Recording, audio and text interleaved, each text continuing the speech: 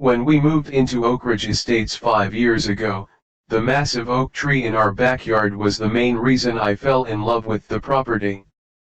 Standing at least 70 feet tall with a trunk so wide it would take 3 adults holding hands to circle it, this majestic giant had clearly been growing for well over a century.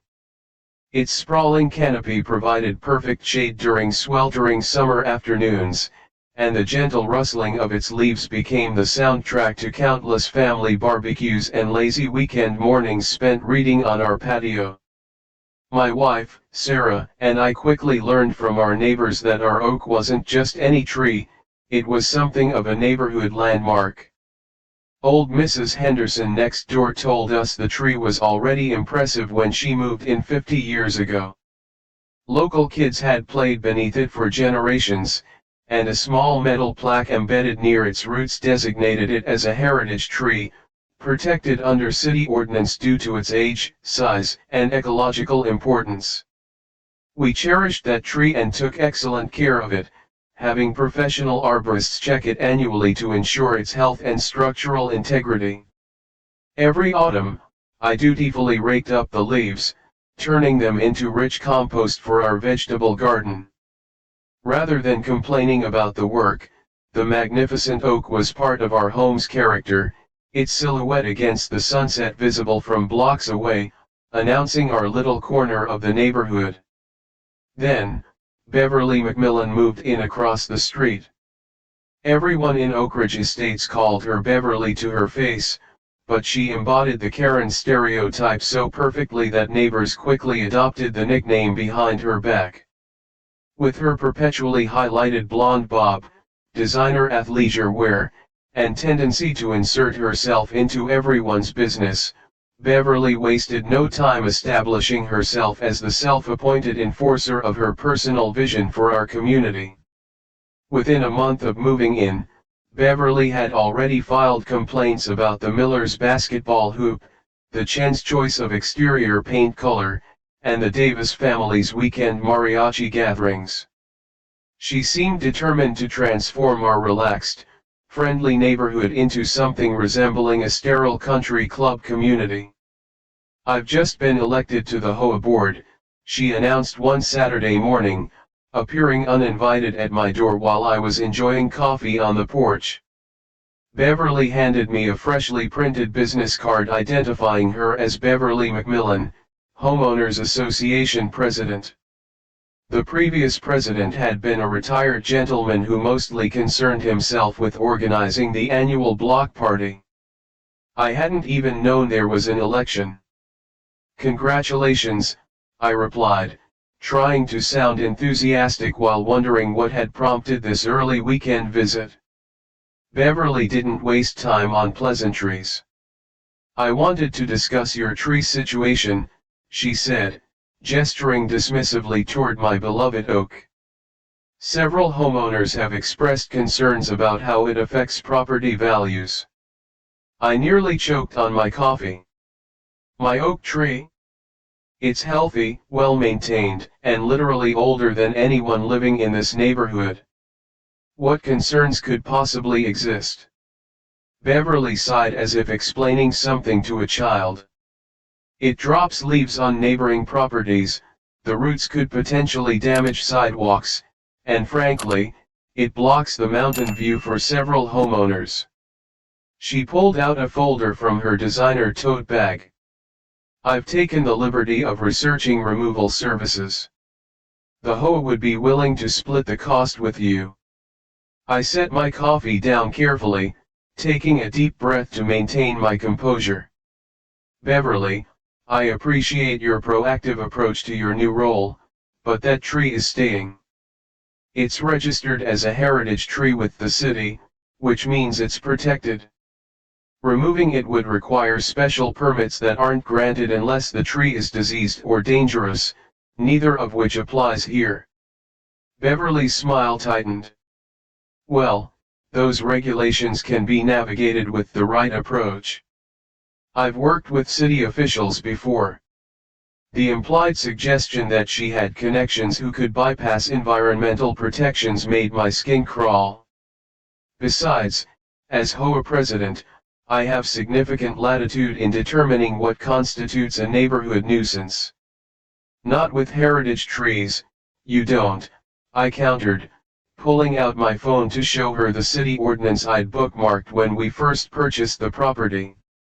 Section 14.3 specifically exempts designated heritage trees from HOA governance. Beverly barely glanced at my screen. "We'll see about that," she said with a dismissive wave. The HOA bylaws were established before these tree regulations. In cases of conflicting governance, our legal counsel advises that HOA rules often take precedence. She turned to leave, pausing dramatically at the steps. "I'm only trying to maintain property values for everyone's benefit. I hope you'll reconsider your position. For you, a free like is easy. But for me, it is the greatest support and encouragement. For this video, can you give me 1 like and 1 subscription? Thank you very much." As she marched back across the street to her impeccably landscaped yard, a sterile expanse of perfect grass without a single tree, I just shook my head. An uneasy feeling told me this conversation was far from over. Over the next few months, Beverly escalated her campaign against our oak tree. First came official-looking HOA violation notices citing excessive leaf debris and unauthorized landscape features exceeding height restrictions. I responded to each with copies of the heritage tree documentation and city ordinance protections, but the notices kept coming. Next, she organized an HOA meeting specifically to discuss landscape standardization, clearly aimed at my property. I attended with my documentation in hand, along with several longtime residents who spoke passionately in defense of the historic oak. Beverly seemed surprised by the pushback but remained undeterred. "The board will take everyone's input under advisement," she said coolly at the meeting's conclusion. The glint in her eye told me she had no intention of abandoning her mission. The situation escalated further when Beverly hired a professional arborist to examine the tree from the sidewalk. This so-called expert, who I later discovered was her cousin with a landscaping business in another county, produced a report claiming the oak showed signs of disease and structural instability. I immediately had my legitimate arborist perform a thorough examination, which confirmed what I already knew: the tree was perfectly healthy and structurally sound. Matters came to a head last Tuesday. My wife, Sarah, and I had left for a 3-day work conference, leaving our teenage son, Alex, 16, with his grandparents. We were in a full day of meetings when my phone began buzzing repeatedly with messages from neighbors.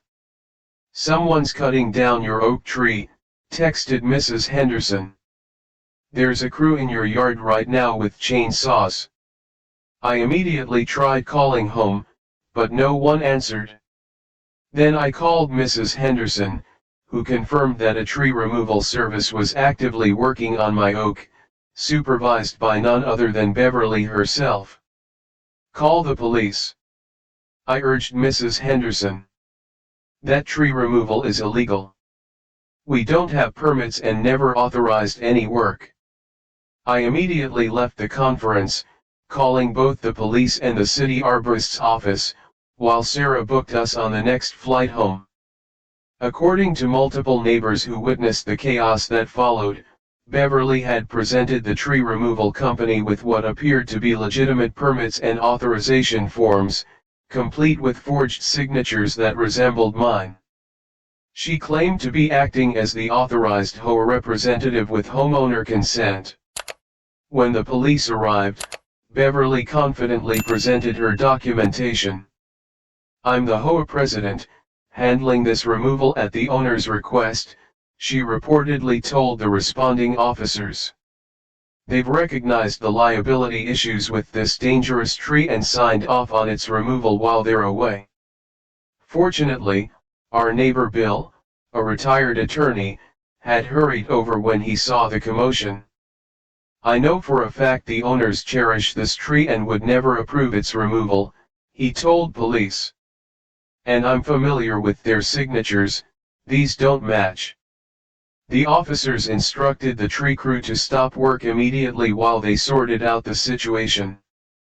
By this point, the workers had already removed several major limbs and started cutting into the main trunk, causing significant damage to the ancient oak. Beverly's composed facade reportedly cracked when police mentioned potential charges for document forgery, trespassing, and destruction of protected property. "This is absurd," she exclaimed, according to Mrs. Henderson's detailed account. "As HOA president, I have authority to maintain neighborhood standards. That tree is a nuisance and a safety hazard." When one officer began photographing the documents for evidence, Beverly apparently made a desperate move. According to multiple witnesses, she grabbed the partially cut chainsaw from one of the workers and declared, "If no one else will handle this properly, I'll finish it myself." What happened next could only be described as karmic justice. Beverly, with no experience handling professional cutting equipment, somehow managed to start the chainsaw but immediately lost control of it. She made a wild, uncontrolled cut to the already compromised trunk in what neighbors described as an act of pure rage rather than any strategic attempt at tree removal. The massive oak, now critically destabilized by the combination of professional cuts and Beverly's reckless final blow, began to crack ominously. Workers shouted warnings and scattered. Beverly, suddenly realizing the danger, dropped the chainsaw and tried to run directly in the wrong direction. With a thunderous crack that reverberated throughout the neighborhood, our beloved oak began its fall. But instead of collapsing toward our house, as Beverly had likely intended when directing the initial cuts, the tree came crashing down across the street, directly onto Beverly's expansive two-story colonial with its pristine white columns and recently installed slate roof. The impact was catastrophic. The tree's enormous trunk crashed through Beverly's roof, while major branches shattered her upstairs windows and completely crushed her attached garage, destroying her luxury SUV parked inside. By some miracle, no one was injured, but Beverly's house suffered structural damage so severe that it was later deemed temporarily uninhabitable. My wife, Sarah, and I arrived home the following morning to a scene of utter chaos. Yellow police tape surrounded both our property and Beverly's. Our partially destroyed oak was being carefully examined by city arborists documenting the damage. Beverly herself was nowhere to be seen, having apparently checked into a hotel after giving her statement to police. The legal consequences for Beverly unfolded rapidly. By week's end, she had been charged with criminal trespass, forgery, filing false documents, and destruction of protected property. The heritage tree ordinance she had so casually dismissed carried substantial penalties, $1,000 per inch of trunk diameter, which in our oak's case amounted to over $30,000 in fines alone. Her insurance company refused to cover her home damage, citing the intentional acts exclusion in her policy. Their official denial letter stated that damage resulting from her own illegal actions couldn't be considered an insured loss. Estimates for repairs to her house exceeded $150,000. The HOA board, embarrassed by the entire situation, held an emergency meeting, resulting in Beverly's immediate removal from her position. Several members admitted they'd been intimidated by her aggressive personality and had allowed her to overstep her authority repeatedly. When I finally encountered Beverly 3 days after the incident, she was supervising workers installing temporary tarps over the massive hole in her roof. Gone was the confident, condescending neighborhood tyrant. Instead, she appeared disheveled and defeated.